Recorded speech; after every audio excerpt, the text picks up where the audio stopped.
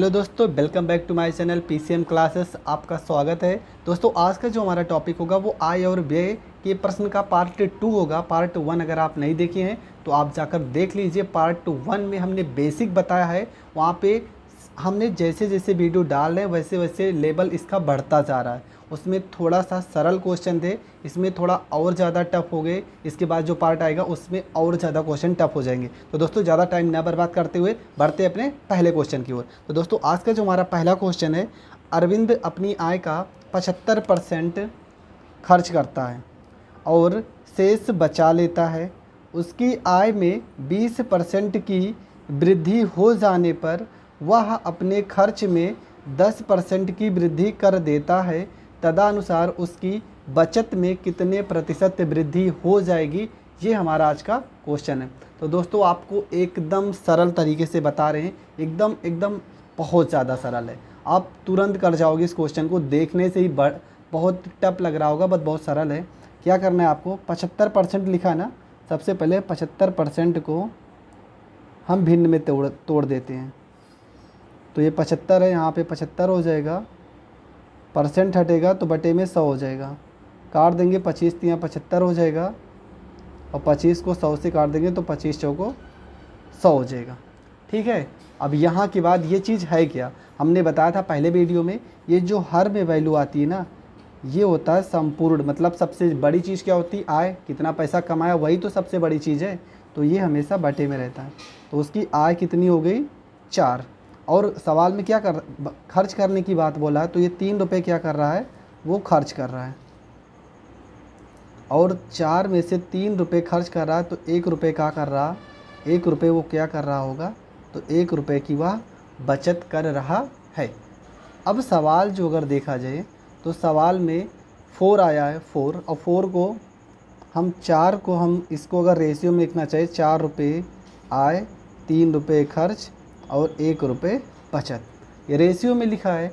अब इसी चीज़ को अगर हम तोड़ना चाहें तो इसको हम ऐसे भी लिख सकते हैं, 400 रुपये उसकी आय थी, 300 रुपये उसका खर्च था, और 100 रुपये की वो क्या कर रहा था, बचत कर रहा था। इसको हम इस तरह से भी लिख सकते हैं, 0 से 0 कट जाएगा तो 4:3:1 ही आएगा। अब सवाल में थोड़ा से समझते हैं। सवाल में क्या बोल रहा है, उसकी आय में 20% की वृद्धि हो जाने पर, आय कितनी थी 400, तो 400 में अगर हम 20% की वृद्धि कर देंगे तो 120, और बटे में क्या हो जाएगा, 100 हो जाएगा। 1 0 1 0 1 0 से 1 0, इसको अगर काट देंगे, 12 को 4 से गुणा करोगे तो 12 चौक 48, 480 रुपये आ जाएंगे। आय कब, जब 20% की वृद्धि हो जाती है। उसके बाद बोला अपने खर्च में 10% की वृद्धि कर देता है। तो खर्च क्या था, तो खर्च उसका कितना है, 300 रुपये ना, खर्च कितना था 3, मतलब खर्च कितना है 300। तो 300 रुपये में कितने प्रतिशत की वृद्धि हो रही, 10% की। तो यहाँ पर हो जाएगा 110, बटे में यहाँ पे क्या हो जाएगा 100, 1 0 2 0 1 0 2 0, गुणा कर देंगे, 11 तियाँ 33, यहाँ पे 330 हो जाएगा। ठीक है।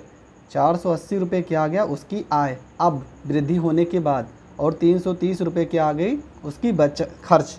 तो बचत कितना कर रहा होगा ये तो निकाल लेते हैं। तो बचत अगर कितना कर रहा है तो ये निकाल लेते हैं। देखो दोस्तों, इसको हम समझा रहे हैं तो इतना बड़ा जा रहा है, आप करोगे ना तो एकदम आसानी से सॉल्व कर लोगे। तो 480 रुपये में 330 रुपये घटा दो, बचत आ जाएगा। तो 0 में से 0 जाएगा 0, 8 में से 3 जाएगा यहाँ पे 5 हो जाएगा, और 4 में से 3 जाएगा तो 1। तो कितने रुपए की बचत कर रहा है, 150 रुपये की। पहले कितने रुपए की बचत कर रहा था, क्वेश्चन में 100, हमने पहले बताया था कितने रुपए की बचत कर रहा था 100, और अब कितने रुपए की बचत कर रहा है, 150 रुपये की। तो दोनों का अंतर कितने का बचत कर रहा है, अंतर दोनों का कितना आ रहा है, 50। और उसके बाद हमने बताया है कि अगर इसको प्रतिशत में चेंज करना होता है तो जो पहले का वैल्यू रहता है वो हमेशा हर में, और गुणे में यहाँ पे 100, 100 से 100 कट जाएगा। तो प्रेजेंट टाइम में वो कितने प्रतिशत की बचत कर रहा है, तो 50% की बचत कर रहा है। ये हो जाएगा इस क्वेश्चन का आंसर। तो दोस्तों एकदम बेसिक है और ये ट्रिक भी है। अब इस तरीके के सवाल को आपको इसी तरीके से ही करना है। अगर इससे अलग कोई तरीका अपनाओगे, कोई ट्रिक अपनाओगे तो सिर्फ उसी क्वेश्चन में फॉलो करेगा, अदर क्वेश्चन में फॉलो नहीं करेगा। तो आपको उसके साथ साथ ये भी समझना है कि कौन सा ट्रिक हम ऐसा सीख लें जो हर जगह पर फॉलो हो जाए। बढ़ते हैं अगले क्वेश्चन की ओर। तो हमारा जो अगला क्वेश्चन है ए अपने मासिक वेतन का 20% बचाता है। यदि उसका मासिक व्यय 6,000 रुपये हो तो उसका मासिक बचत कितना होगा। ये हमें क्वेश्चन में पूछा गया है। अब क्वेश्चन में एक चीज़ समझ लेते हैं। सबसे पहले क्या कि मासिक वेतन का 20% बचाता है और यहाँ पर व्यय मतलब होता है खर्च करना। 20% अगर वो बचा रहा है तो कितना खर्च कर रहा होगा, तो खर्च कर रहा होगा वो 80%। एकदम सिंपल सी बात है। 100 रुपये में अगर वो 20% बचा रहा है तो खर्च कितना करेगा, तो खर्च करेगा 80%। ठीक है, क्योंकि हर चीज़ 100% में होती है। 20% बचा रहे हैं तो खर्च कितना करेंगे, 80%। पर क्वेश्चन में बोला है कि उसका जो व्यय है वो 6,000 रुपये है, तो 80% की जो वैल्यू है वो आपकी कितनी है, 6,000 रुपये। अब यहाँ पर एक जीरो से इस एक ज़ीरो को काट देंगे तो यहाँ पर हो जाएगा आपका 1% मान लेते हैं। यहाँ पर 1% बराबर आपका हो जाएगा, इस 8 को गुणे में है तो यहाँ पे भेज देंगे तो एक इसमें आ जाएगा, यहाँ पे आपका भाग में आ जाएगा। अब इसके बाद इसको हम सॉल्व करेंगे। 8 से काट देंगे 60 को तो 8 सत्ते 56 हो जाएगा। यहाँ पे 4 आ जाएगा, 8 सत्ते 56 और 4 इधर भेजेंगे, 8 पंच 40, ये हो जाएगा 75। अब यहाँ पे हम निकाल देते हैं 1% की वैल्यू कितना आ गई, 75। तो यहाँ पे 100% की वैल्यू आपका कितना हो जाएगा, यहाँ पे 2 जीरो बढ़ा रहे हैं तो यहाँ पर भी 2 जीरो बढ़ जाएगा, कितना हो जाएगा 7500। यहाँ पर एक है ना, यहाँ पे कोई भी चीज़ जो होता है आय वो हमेशा 100% में मानते हैं। तो यहाँ पे 2 जीरो बढ़ रहा है तो यहाँ पर भी 2 जीरो बढ़ा देंगे। पर ये तो हमारा आय निकल के आया, आय क्वेश्चन में नहीं पूछा है। ये हमारा जो आ रहा है ये हमारी आय है। तो क्वेश्चन में आय तो पूछा नहीं है, पूछा है बचत करता है। तो 7500 का कितना परसेंट, 20% बचत कर रहा है ना, तो इसका 20% अगर हम निकाल लेंगे तो 20 और परसेंट हटाओगे बटे में 100, 1 जीरो 1 जीरो 1 जीरो से 1 जीरो। 75 को 2 से गुणा करोगे, 75 दूना 150 हो जाएगा और 1 जीरो है तो यहाँ पर 1 जीरो हो जाएगा और 1500 हो जाएगा इस क्वेश्चन का आंसर। तो दोस्तों हमारा जो अगला क्वेश्चन है 25 लोगों में से केवल 60% में बचत करने की आदत पाई गई। यदि उनमें 30% बैंक में बचत करते हैं तो और 32% डाकघर में और शेष शेयरों में, तो शेयर धारकों की संख्या कितनी है ये हमें बतानी है। दोस्तों क्वेश्चन को समझने पहले समझ लो क्या कहना चाह रहा है। 2500 लोगों में से केवल 60% लोग ऐसे हैं जो बचत करते हैं। तो सबसे पहले हम ये देख लेते हैं कि कितने लोग बचत करते हैं।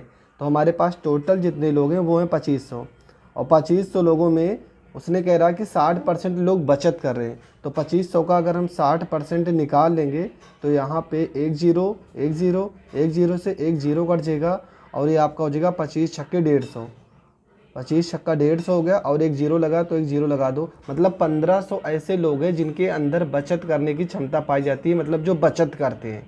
इसके बाद क्या कह रहा है, यदि उनमें से 30% बैंक में बचत करते हैं, मतलब किन में से 1500 में 30% लोग बैंक में बचत करते हैं। तो 1500 का अगर हम 30% निकाल लेंगे तो यहाँ पर हो जाएगा 1 जीरो 2 जीरो 1 जीरो से 2 जीरो आ जाएगा, 15 3 45, मतलब 450 लोग ऐसे हैं जो बैंक में बचत करते हैं। ठीक है, आगे देखते हैं आगे क्या करा क्वेश्चन में।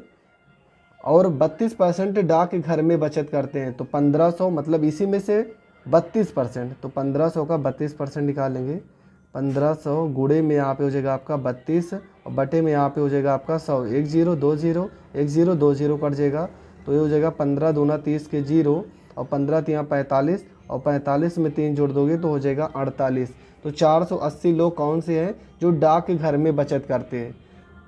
टोटल 1500 लोग बचत करते हैं, 450 बैंक में बचत करते हैं, 480 लोग डाक घर में बचत करते हैं। तो दोनों को जोड़ देंगे तो 450 और प्लस में 480, दोनों को अगर जोड़ देंगे तो जीरो में जीरो जोड़ोगे जीरो हो जाएगा, 8 में 5 जोड़ोगे 8 5 13 हो जाएगा, 4 में 4 जोड़ोगे 8 और 1 9 हो जाएगा, 8 5 13 4 4 8 1 9, 930 लोग ऐसे हैं जो इन दोनों में बचत कर रहे हैं। तो बचे कितने होंगे, बचे होंगे टोटल 1500 में से 930 घटा देंगे, तो 1500